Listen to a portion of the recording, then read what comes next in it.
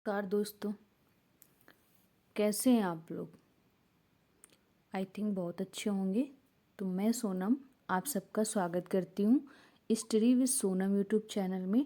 जैसे कि हमारी रात 9 बजे हिंदी की क्लास हो रही थी, जिसमें हमने कल वर्णमाला की बेसिक समझ लिया था, पूरा अच्छे से समझा दिया था। आज हम व्यंजन के बारे में बहुत अच्छे से समझाएंगे, जो पार्ट 2 है आपका। ठीक है, तो इसको विस्तृत व्याख्या के साथ समझाएंगे ताकि आपका कोई भी क्वेश्चन मिस ना हो। आपको बस ध्यान से सुनना है और ध्यान से देखना भी है। तो देखिए, सबसे पहले हमने व्यंजन किसे कहते हैं। फर्स्ट हमारा क्वेश्चन है कि व्यंजन परिभाषा में पता होनी चाहिए जिन वर्णों का उच्चारण स्वर की सहायता से होता है, यानी बिना स्वर की सहायता से ये नहीं बोले जाते हैं, उन्हें हम क्या कहते हैं, व्यंजन कहते हैं। तो जिन वर्णों का उच्चारण किसकी सहायता से होता है, स्वर की सहायता से होता है। जैसे कि आपके ये क्या है, व्यंजन दिए गए हैं। ठीक है, तो जिन वर्णों का उच्चारण स्वर की सहायता से होता है उन्हें हम व्यंजन कहते हैं। और प्रत्येक व्यंजन के साथ आ स्वर जो होता है, यानी कि छोटा और दीर्घ में हमने कल अंतर बताया था आपको। तो दी छोटा जो होता है वो हर व्यंजन के साथ होता है। ठीक है, तो इसलिए जो वर्णों का जो उच्चारण होता है वो किसकी सहायता से होता है, स्वर की सहायता से होता है। इतना आपको समझ में आ गया हो कि व्यंजन किसे कहते हैं और व्यंजन कौन कौन से होते हैं। अब हम इनको याद कैसे रखेंगे, प्रत्येक व्यंजन के साथ आ स्वर छिपा रहता है। तो ये आपको अच्छे समझ में आ गया होगा। अब हम नेक्स्ट स्लाइड में चलेंगे। तो नेक्स्ट स्लाइड में देखिए क्या दिया हुआ है आपका, कि हिंदी के मुख्य व्यंजन। हिंदी के मुख्य व्यंजन यानी का को हम क्या बोलेंगे, का वर्ग को हम कंठ व्यंजन बोलते हैं, यानी कंठ वर्ग होता है हमारा। वर्ग कैसा होता है, कंठ वर्ग होता है। तो का खा गा गा अंगा जो होता है कौन सा होता है, कंठ वर्ग होता है। उच्चारण स्थान इसका क्या होता है, कंठ। उदाहरण के लिए जैसे कमल, खरगोश, ये एक ही व्यंजन वर्ग के होते हैं। गमला, घर, गंगा एक ही व्यंजन वर्ग के हैं, तो इन्हें हम क्या बोलेंगे, कंठ वर्ग के व्यंजन बोलेंगे इनको। तो का से लेके अंगा तक किससे होते हैं, कंठ वर्ग के व्यंजन होते हैं। अब हम आते हैं चा वर्ग में।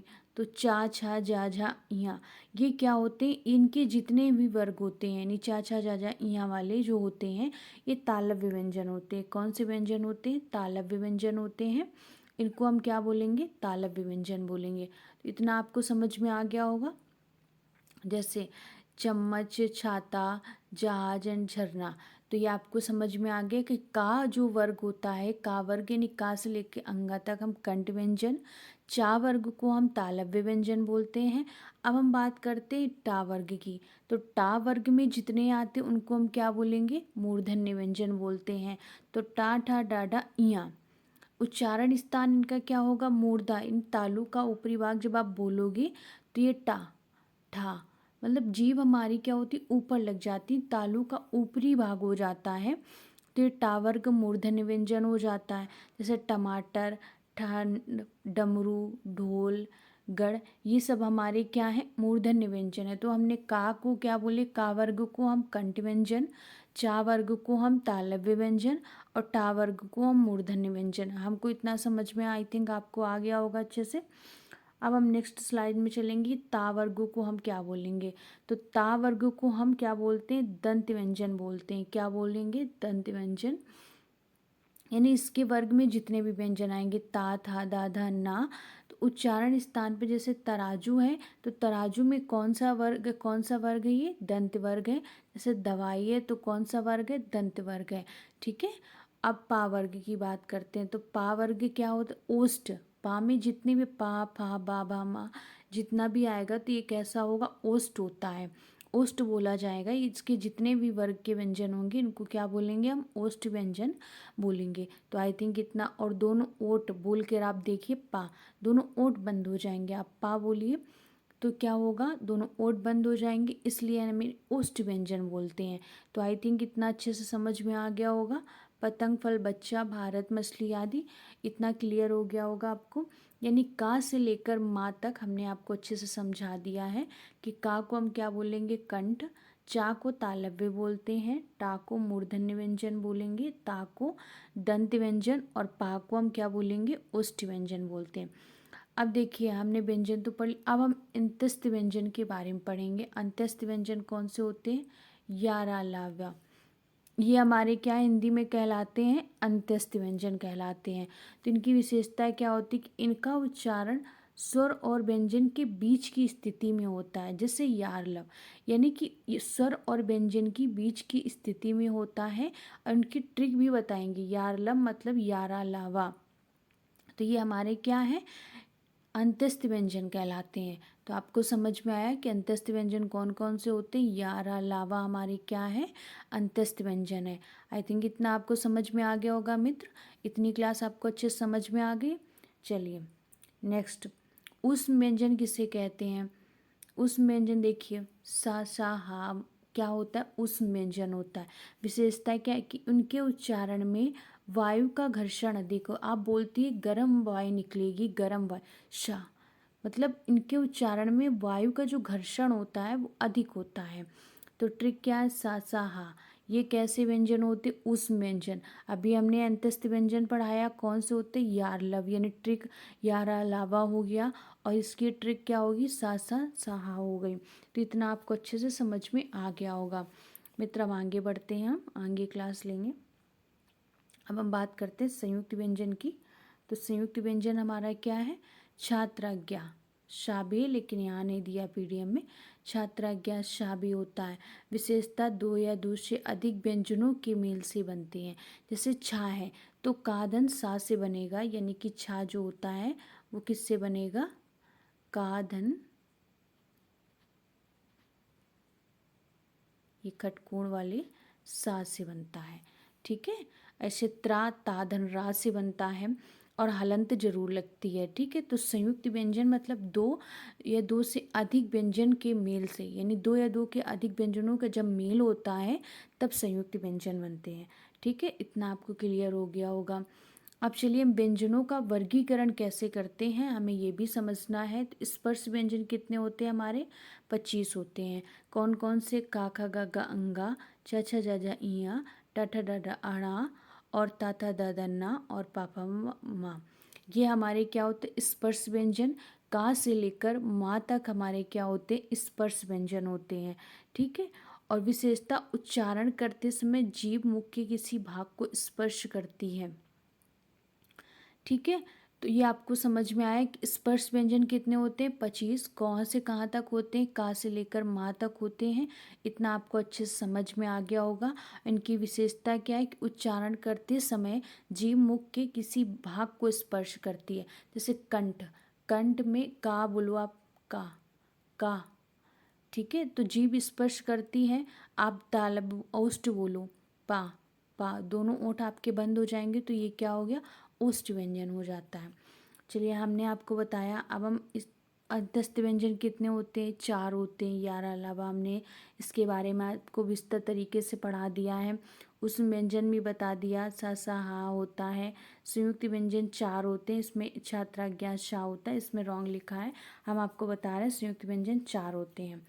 देखिए हमने आपको अच्छे से समझा दिया, विस्तृत व्याख्या के साथ भी मित्र समझाया, और फिर अच्छे से डिफाइन भी किया है। अब हम आगे नेक्स्ट करते हैं। परीक्षा के लिए जो सुपर महत्वपूर्ण तथ्य होते हैं उसको भी आपको अच्छे से समझना है। वन लाइनर फैक्ट होते हैं कि हिंदी में कितने व्यंजन होते हैं? 33 मुख्य व्यंजन माने जाते हैं।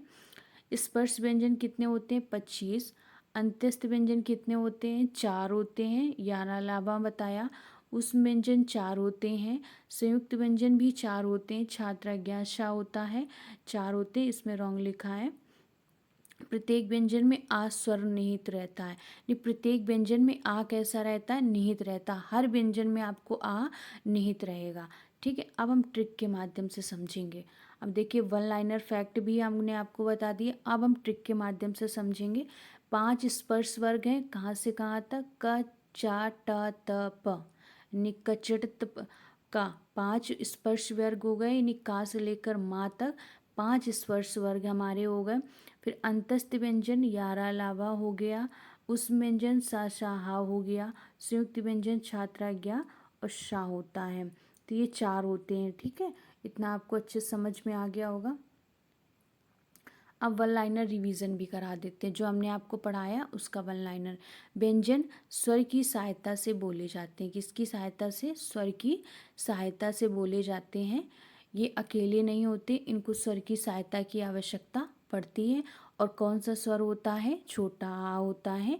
तो इतना आपको समझ में आ गया होगा। व्यंजन अकेले पूर्ण रूप से उच्चारित नहीं होते हैं, ये अकेले उच्चारित नहीं हो सकते, इन्हें स्वर की सहायता की जरूरत पड़ती है।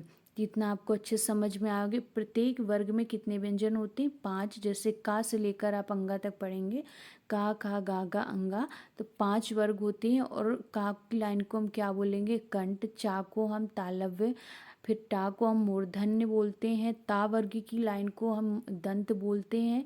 और पा वर्ग की लाइन को हम ओष्ठ बोलते हैं।